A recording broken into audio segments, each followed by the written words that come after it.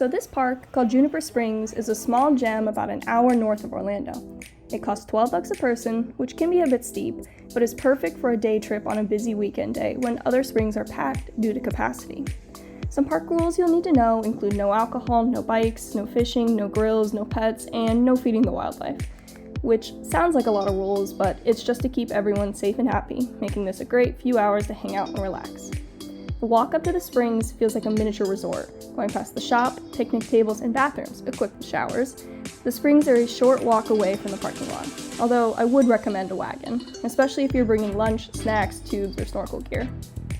The swimming hole has beautiful, crisp, clear water, exiting the spring from a cool water wheel, which supplies the water and current for the river you're able to kayak down. The springs do have very small fish in the water, but they're nothing you have to worry about. And although the water is cold, just do yourself a favor and dive in. It's only cold for like 10 seconds. I'd highly recommend floats and masks to be able to both relax out on the water and be able to see below the surface. There's a pretty neat drop-off you'll just have to see for yourself.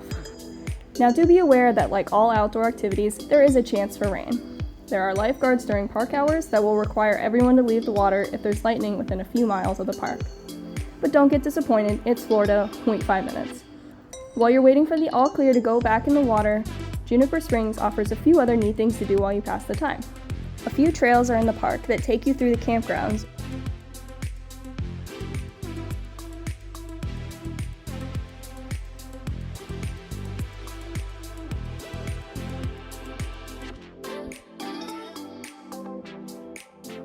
And over this cool part of the creek, where you can see fish and turtles.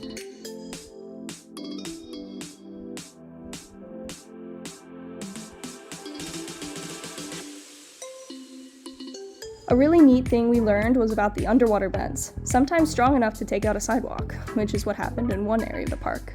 But if that doesn't interest you, or you don't want a chance coming upon some snakes, spiders, or a busy hornet's nest, you can stop in the shop before 4 p.m. to buy some snacks,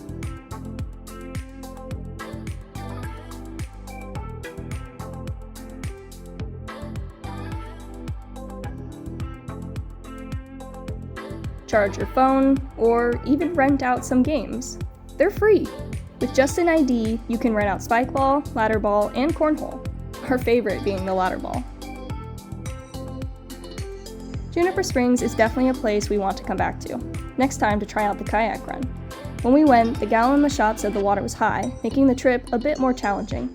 Everyone that went the day prior had tipped over and or lost something along the way. In high water, there's strong rapids and a tree you'll have to climb over. The river is narrow and windy, especially hard to do in a tandem kayak.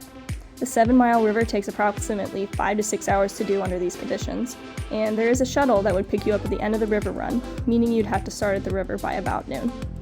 But we'll be back to do it someday.